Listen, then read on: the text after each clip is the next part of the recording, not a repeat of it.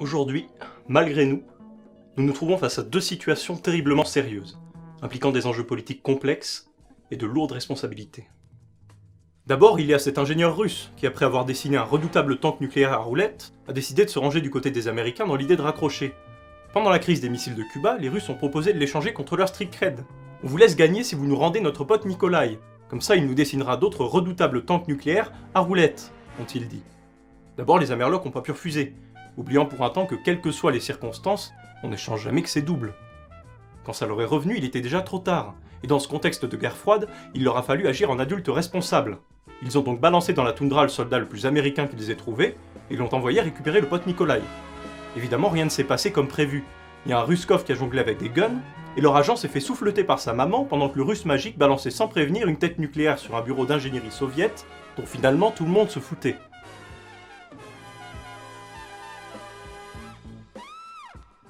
C'est fort dommage, mais ça n'a que peu d'importance, parce qu'ils renverront le héros au cœur sensible pour fumer tout le monde, sauf le cow-boy de Tchernobyl et la maîtresse en maillot de bain. À côté de ça, il reste cet immonde ghetto, où les enfants s'habillent vénère et vivent dans une tour clairement pas aux normes dont ils sortent que pour troquer de la poudreuse contre des couteaux, pendant que des nains difformes se jettent des fenêtres de l'asile, qu'on a posées plus ou moins à l'intérieur des abattoirs sûrement pour gagner de la place.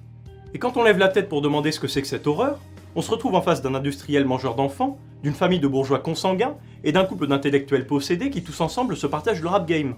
Sauf que finalement, ce sont que des gueux, et les ficelles qui sont grosses comme des saucisses de morteau sont toutes tirées par des gosses mystiques au regard absent.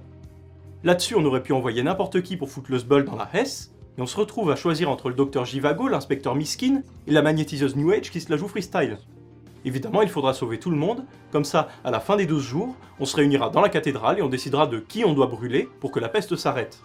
Oui, parce qu'il y a ça aussi, c'est même super important, mais la confusion est telle, on en vient à oublier forcément, toute cette farce est tellement grasse. Alors oui, ça a l'air grotesque. Ça l'est. On dirait d'un côté un film de série Z retrouvé sur une VHS sans étiquette sur laquelle on aurait enregistré des bouts d'épisodes de Nicky Larson, avec les pubs, et de l'autre une sombre fanfic de Naruto sortie du plus honteux des Skyblock de 2008. Mais tout ceci est une vaste arnaque. Ces deux backgrounds sont intestables. Ils se placent même facile parmi les mieux conçus de leur génération. Et vous n'imaginez pas comme ils se ressemblent.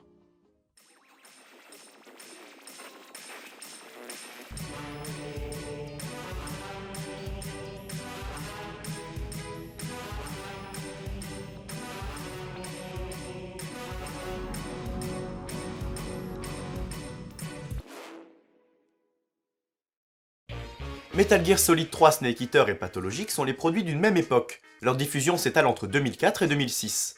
Le premier devait être la conclusion d'une série légendaire qui était elle-même l'héritière d'une suite de jeux canoniques, et tout son contenu porte l'empreinte d'un auteur unique et apparemment indispensable, l'une des figures les plus reconnues du milieu, Hideo Kojima. Le second est le tout premier projet d'un studio indépendant, Ice Peak Lodge, encore sans moyens ni expérience à l'époque, et fonctionnant tout à fait comme un collectif dans lequel la parole de chacun pèse le même poids. L'un a été conçu au Japon et se déroule en Russie, l'autre a été développé en Russie et ne se situe nulle part. C'est la première différence que l'on note et qui concerne directement le contenu du jeu, mais en vrai ce n'en est pas une. Selinoyarsk se trouvait exactement n'importe où en Russie, au milieu d'une étendue déserte, hostile et infranchissable, qui ne se distingue pas des steppes de Pathologic. Elle aussi est une barrière qui isole complètement le lieu du jeu, et le détache si bien du monde que quand un objet y pénètre, il y a bouleversement. Quand ça se produit, il s'agit soit d'armes de destruction massive, soit du joueur. L'environnement réagira à notre arrivée comme un organisme face à une infection. Nous serons systématiquement repoussés, et toute action de notre part pourra entraîner dans un cas une alerte chez tous les soldats alentours, et dans l'autre une baisse de réputation qui fera elle aussi de nous un fugitif. Pour s'intégrer au mieux dans l'environnement de Metal Gear, il faudra toujours rester invisible aux yeux du jeu, l'esquiver autant que possible, et ne jamais troubler son déroulement. A l'inverse, Pathologic nous demandera de créer une série de liens avec tous les éléments et les personnages qui composent son univers, et de nous intégrer dans ses rouages, histoire qu'on soit solidement attaché au navire avant de comprendre qu'il coule. C'est là le seul grand écart qui sépare ces deux jeux. Snake Eater nous amène à désamorcer une machine fonctionnelle, le complexe militaire que nous avons infiltré, et Pathologic nous invite plutôt à protéger le système fragile de la cité en stoppant l'épidémie qu'il menace. Mais, qu'on l'y veuille du bien ou non, le milieu se défendra. Il fera de la survie notre préoccupation première dans chacun de ces jeux. Très discrètement, sans qu'on s'en aperçoive, la réalisation de tâches nécessaires agira sur nous comme une force centrifuge qui nous écartera de notre objectif réel. En s'imposant d'elle-même, la survie se passe de justification et étouffe la conscience. Il suffit d'un manque pour qu'une recherche suive, de façon presque automatique. Elle occupe alors à la fois notre temps et notre esprit. Elle nous empêche d'aller tout de suite jouer notre rôle dans l'intrigue et relègue celle-ci au second plan. Dans Pathologique en particulier, les corvées sont le poids qui rend chaque action plus pénible et chaque temps plus court. En nous éloignant toujours de la trame, en nous forçant à produire un effort pour la rejoindre, elles finissent par lui donner un poids passif. On ressent la présence des forces en mouvement non pas parce qu'elles nous sont décrites par les personnages ou signifiées par les visuels, mais parce qu'elles nous écrasent concrètement, se défendent en détournant notre action. Dans chacun de ces jeux, la nécessité de survivre fait de nous des jouets. Nous ne décidons pas de notre parcours, il nous est dicté par nos besoins et par nos déterminismes. Ce sont eux qui rendent toute liberté impossible et tout choix illusoire. Le propos basique de ces œuvres est là, il est dit par la trame et démontré par le jeu. Cette façon de nous faire appréhender les choses en nous en détournant est symptomatique de la façon dont ces jeux abordent la représentation. Leurs développeurs avaient compris les particularités de leurs médias et s'en sont servis comme des clés de lecture données aux joueurs, comme des moyens de lui faire comprendre ou ressentir ce qui n'aurait eu aucun sens si ce n'avait été que montré ou raconté. L'un des composants les plus basiques du jeu, c'est l'enveloppe qu'il propose aux joueurs. Elle est un ensemble de capacités et de contraintes. Elle entrave son mouvement, sa perception et sa pensée. Le Survival Horror, par exemple, joue sur le contrôle que nous avons de la situation en ralentissant ou en entravant nos mouvements, installant ainsi une angoisse. Pathologique et Snake Eater, eux, proposent par l'intermédiaire de la maladie, de la faim, de la fatigue ou de la blessure, différents niveaux de handicap. La multiplication de ces contraintes nous force petit à petit à aménager un jeu de gestion à l'intérieur du jeu global, à adopter une routine. En fait, elle nous amène à remplacer les handicaps non contrôlés par des handicaps volontaires, qui feront partie de notre propre fonctionnement. Il n'y a rien de plus efficace pour nous faire adopter passivement un point de vue qui pourra être malmené par la suite. Dans Pathologique, chacun des 3 personnages jouables correspond en fait à un cheminement vers un point de vue, à une série d'interactions formant une expérience et nourrissant une vision. Lorsque ces 3 regards se rencontreront en fin de partie, il deviendra clair que nous n'avions jusqu'ici pas eu la possibilité de penser réellement la situation, ou de prendre du recul, et que nos contraintes avaient toujours choisi à notre place. Ce zoom arrière révélera la totalité du tableau, et sera si bien amené qu'il annulera presque entièrement l'opinion que l'on s'était constituée. Pour peu que nous ayons sauvé les bons personnages clés, nous pourrons tout à fait choisir une autre fin que celle qui s'imposait à l'issue de notre propre cheminement. On rejoint ici le propos de MGS, qui au fil de ses épisodes prend pour sujet les différentes formes d'influence qui façonnent les opinions et les identités. Pour questionner ces influences, Kojima nous les impose en faisant de nous les victimes d'une large machine de manipulation. Les différentes figures qui composeront cette machine lui serviront elles-mêmes d'exemple, puisque nous verrons leur position se former au fil des événements. Tous les protagonistes seront autant de points de vue fictifs qui se construiront progressivement à partir de la substance des jeux, et qui seront incomplets si on les sépare du tout. Il n'y a pas de personnages à proprement parler, il n'y a que des lignes de texte et des structures de pensée, structures qui ne servent à penser que le contenu du jeu et les sujets qu'il aborde. En littérature, on appelle polyphonie ou dialogisme externe selon les saisons, l'échange qui oppose plusieurs voix à l'intérieur de l'œuvre sans qu'aucune ne soit placée au-dessus des autres, sans que la succession des idées ne vienne nourrir un grand propos global qui serait celui de l'auteur. Cette idée ressemble un peu à la première impression que nous font Metal Gear Solid ou Pathologique, en faisant défiler des personnages apportant chacun une réflexion nouvelle qui alimentera la grande conversation sans vainqueur sur laquelle s'appuie la trame. Et sans utiliser un terme précis qui ne survivrait pas au changement de média, on pourrait être tenté d'appliquer à des jeux cette même idée de dialogue ouvert dans l'œuvre. Ainsi l'on présente souvent la variété des opinions proposées dans Metal Gear Solid comme étant ce qui le rend complexe, ouvert et polyphonique. Pourtant c'est un contresens qui est directement invalidé par la forme même du jeu vidéo, car celle-ci rend impensable l'égalité des discours. L'environnement du jeu a ses règles fixes, et contrairement à celles de la physique, elles ont la particularité d'avoir été énoncées par quelqu'un. En construisant l'univers dans lequel elles sont formulées, le développeur a déjà fourni sa réponse concrète à toutes les questions qu'émettront ses personnages sur le système dans lequel ils évoluent. Là où le roman peut se construire comme un chevauchement de discours contraires sans démonstration, le jeu est d'abord un environnement et un système. C'est cette base apparemment silencieuse qui lui tient lieu de démonstration, et tous les discours qui viendront s'appuyer sur elle seront immanquablement perçus à travers les règles définies par les développeurs, et donc à travers une perspective faussée. C'est un peu comme si le débat religieux se faisait en présence de Dieu, c'est vraisemblablement lui qui aurait le dernier mot. Et pour le coup, si le jeu reste ouvert, et si son propos reste élusif, ce ne sera pas parce qu'aucun personnage n'a placé sa voix au-dessus des autres, ce sera parce que les règles elles-mêmes étaient floues et le sont restées. C'est ce qui se produit quand nous sommes baladés par les personnages, une déformation constante du jeu qui résout à leur place la question du libre arbitre. Dans le jeu, c'est toujours le système qui parle. Ce qui peut se produire quand ces règles sont énoncées par plusieurs personnes, comme chez Ice Peak Lodge et dans une moindre mesure chez Konami, rappelle plutôt cette fois le dialogisme interne, qui, lui, désigne la diversité des voix à l'intérieur même du langage construisant le discours, et aborde le mot comme un composant déjà multiple, déjà usé, déjà emprunté au discours d'un autre.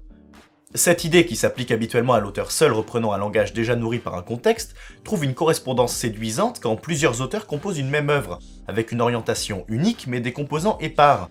Et cette situation pourrait servir d'image poétique pour illustrer le dialogisme qui se perçoit à l'échelle du langage. Ce type de mélange correspond bien mieux à ce que l'on peut rencontrer dans le jeu vidéo. Pour résumer, on a donc dans Metal Gear comme dans Pathologic, un large concert d'opinions contradictoires exprimées par les personnages. Mais celle-ci trouve toujours une réponse dans la structure même du jeu, qui rend toutes ces discussions apparemment futiles ou au moins superficielles. Elles ne sont que l'apparence extérieure et la décoration d'un système. Et c'est là tout l'intérêt de la chose. Tous ces discours n'ont de valeur que parce qu'ils survolent le sujet du jeu, et projettent sur lui leur ombre, inconsistante mais bien visible. Dans l'un comme dans l'autre, nous aurons besoin d'observer des mécaniques dont nous savons qu'elles sont corrompues. Elles seront matérialisées par ces discours qui deviendront l'intérêt premier du jeu, précisément parce qu'ils sont futiles. Le combat contre la maladie, comme l'expliquent les développeurs de chez Ice Peak Lodge, est un combat contre l'ignorance. La comprendre exactement, c'est se rendre capable de s'en protéger. L'infiltration dans Metal Gear Solid a la même fonction. Nous nous trouvons face à quelque chose d'hermétique et d'étranger, qu'il nous faudra comprendre en rassemblant des informations. Notre ennemi sera notre sujet, et l'étudier reviendra à étudier d'un côté les jeux de pouvoir et les relations complexes qui composent la cité, et de l'autre ceux qui sous-tendent le monde pendant la guerre froide. Parce que la maladie qui atteint la ville dans Pathologic n'est pas radicalement différente de la crise que connaissent les États dans Metal Gear. Elle est la manifestation concrète d'un malaise, le symptôme extérieur d'une tension secrète. De la même façon, les personnages composant l'équipe Cobra sont tous atteints d'une particularité que l'on peut qualifier de don autant que de trouble, et qui fait directement écho à leur histoire personnelle. Metal Gear Solid et Pathologic se servent tous deux du langage fantastique pour montrer ce qui est caché. Si on rend visible ce qui ne l'est pas, c'est en toute logique sous une forme inconnue et impossible, celle d'un pouvoir, d'une mutation ou d'un miracle, qui interviendront comme des erreurs dans un monde aux règles proches du nôtre. Et non contents de tremper dans le fantastique, ils iront aussi piocher dans les codes de la tragédie.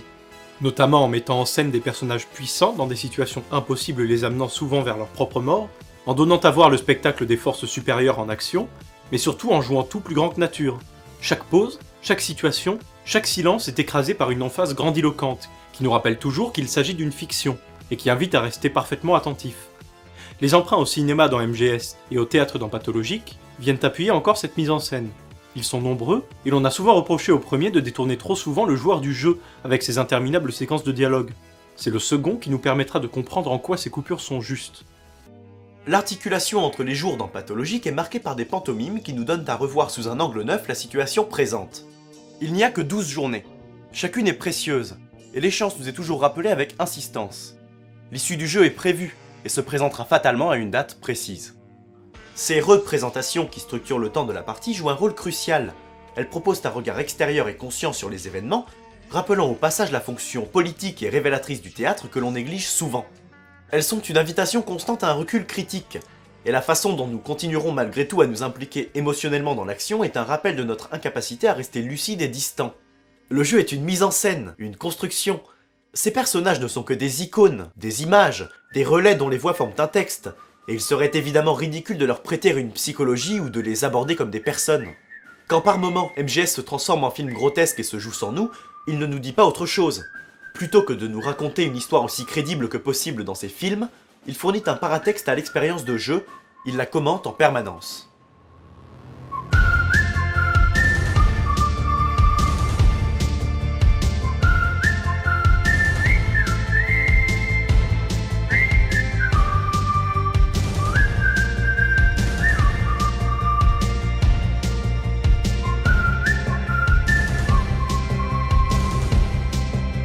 We rise, we grow,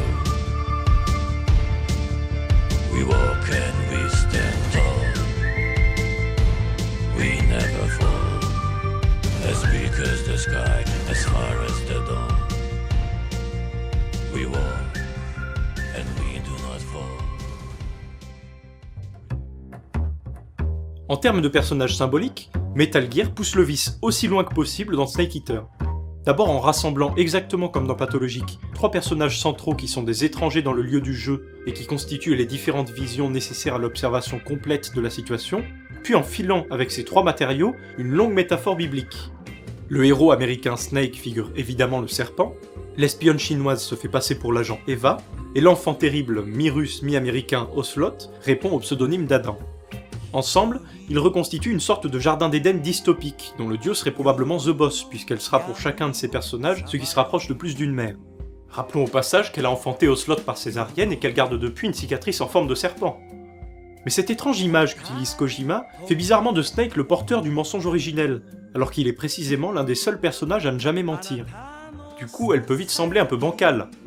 Surtout qu'Eva admet l'inversion des rôles quand elle révèle toutes les arnaques à la fin du jeu. C'est bien elle qui a abusé le serpent, et qui s'est tirée avec le savoir. Mais ce serait trop facile. Le vrai grand mensonge dans l'histoire, c'est évidemment l'histoire elle-même. Elle est une fiction qui nous a allègrement menés en bateau pendant des heures. Et le postulat de Kojima, qui le pousse toujours à tirer vers le grotesque ou le fantastique, c'est que le jeu n'étant pas un morceau de réel, il n'a pas à singer la réalité. Il peut être bien plus cool. Du coup, il mène une réflexion constante sur son support, notamment en faisant de Snake le grand arnaqueur, celui par qui toute la grande illusion nous est transmise. Il écrit menteur sur son front, lui fait la même tête qu'à Solid Snake mais nous assure qu'en réalité c'en est un autre, son papa, le roi menteur dont on fera des tas de copies, il le déguise en Raiden et fait des blagues méta toutes les 15 secondes avec des personnages qui sont en fait les menus et les sauvegardes du jeu. C'est un serpent, déguisé en serpent, qui imite un serpent se mordant la queue.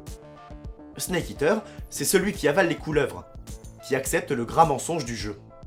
C'est nous en fait. Dit comme ça a l'air chiant. Mais en vrai, on s'amuse beaucoup mieux quand on nous prend pas pour un con, et quand le dev se permet de nous parler de jeux vidéo, à la fraîche. Par exemple, il s'est complètement lâché sur le jeu d'Ocelot, une petite fantaisie à l'enjeu mortel qui sera toujours empêchée jusqu'à la scène finale, de même que le déroulement sérieux du récit est empêché par les 1001 plaisanteries de l'espiègle Kojima. Quand nous aurons enfin l'occasion de nous mesurer à Ocelot selon ses règles, l'absurdité de son jeu deviendra flagrante.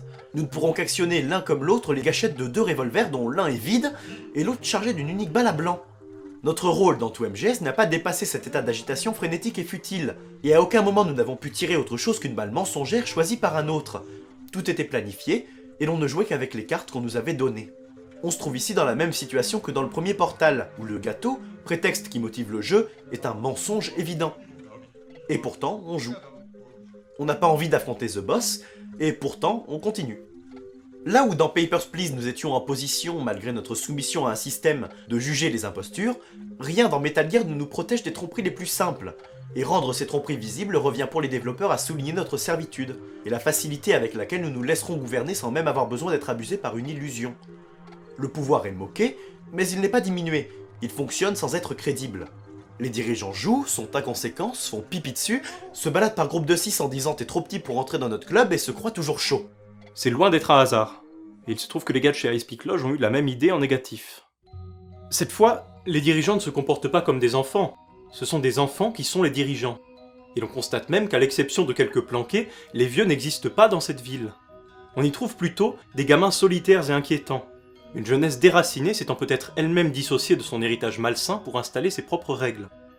Ces personnages vivent pour la plupart dans le polyèdre, une structure impossible dont le nom évoque plus une figure théorique couchée sur le papier qu'un véritable lieu, dont l'intérieur secret est l'une des premières inconnues que nous présente Pathologique, et dont la physique reste un obscur mystère.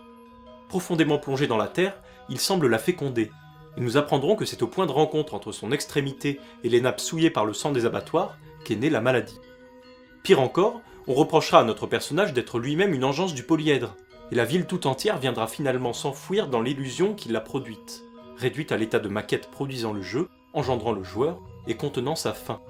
Toute l'absurdité des dialogues ou des situations, et même leur traduction approximative, deviennent délicieuses à la lumière de ce constat. Il n'y a que dans le jeu qu'on puisse à ce point se prendre au sérieux. Le réel permet l'abandon alors que le jeu doit se finir.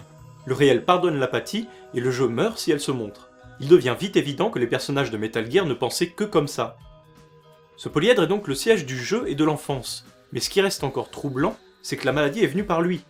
Si elle est la croissance dépeuplant l'imaginaire du jeune adulte, alors nous sommes la conscience vieillissante qui choisit ou non d'enterrer son enfance, de ne plus vivre qu'à travers elle, ou d'y revenir souvent comme on fait une offrande.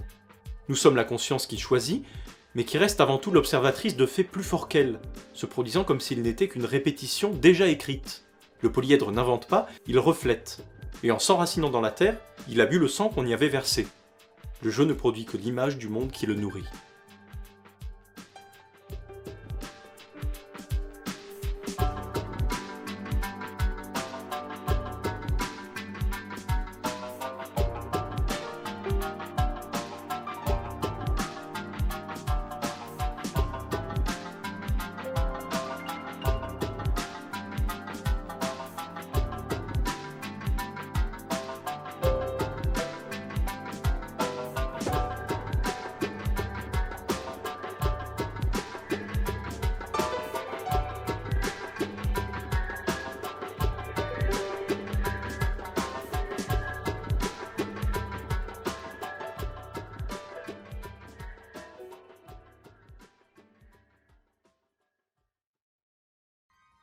Les questions de l'héritage et de la transmission sont aussi importantes dans Pathologique que dans MGS. Les événements que développe ce dernier ne sont que les effets interminables d'une coalition de dirigeants unis pour la paix qui se sont rendus responsables des conflits les plus graves. Et l'on découvre dans Pathologique une cité où le culte du bovin n'a pas empêché le massacre incessant de bestiaux qui a fini par imbiber la terre de sang et causer l'infection. Nous devrons par l'enquête approcher une sorte de mémoire qui concerne tout le monde, celle des grands traumatismes et des grandes responsabilités. Notre mission présente se limitera à retracer des causes et à mettre fin à des effets, et nous n'aborderons finalement que ce qui a déjà eu lieu.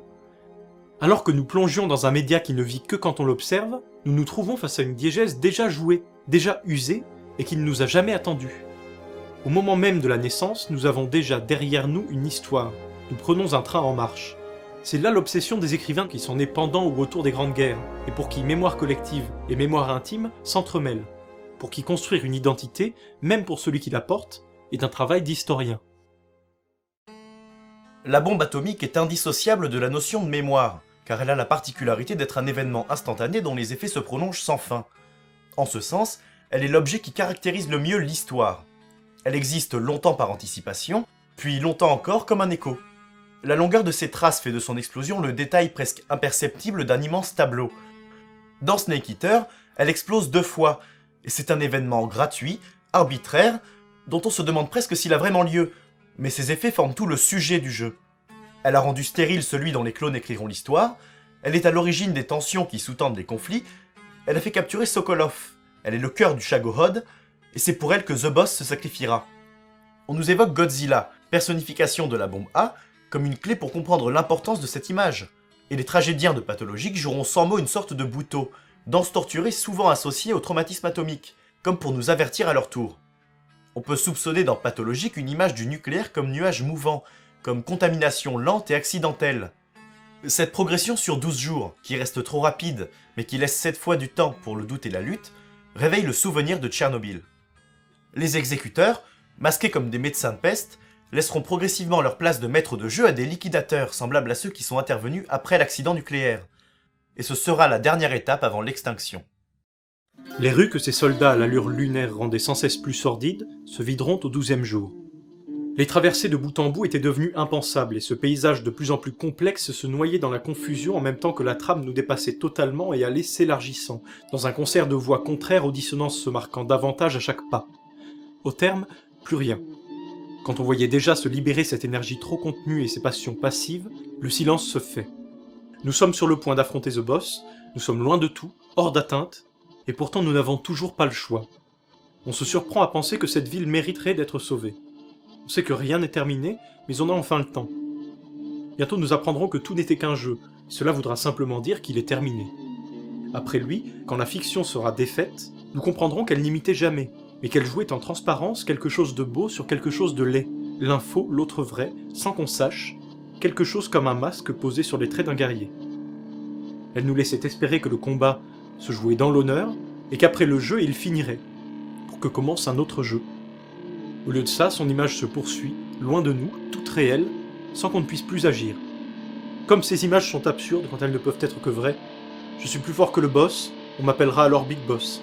Je reçois une médaille pour avoir accepté l'imposture qu'était ma quête. Le spectacle le moins juste porte encore le nom de celui qui le remplace, le réel. Élaborer une fiction, c'est créer, en reproduisant des codes connus, un effet de réel. Le réel lui-même se présente comme une répétition de codes appliqués et se construit à la manière d'un récit automatique, composé par 1000 auteurs inconscients. Toute image, tout discours, toute action humaine aujourd'hui porte la marque de la répétition et de la copie. Elle est une création de son contexte. Metal Gear Solid et Pathologic soulignent à plusieurs reprises cette tromperie en faisant mentir visiblement leurs personnages, en décomposant leurs discours. Ce faisant, ils assainissent leur fiction et la transforment en un théâtre sans illusion, où les codes sont détournés. Ce qui advient alors n'est ni singerie, ni répétition, mais une action singulière et véritable qui se produit pour la première fois et ne peut jamais se produire qu'ici, dans le game.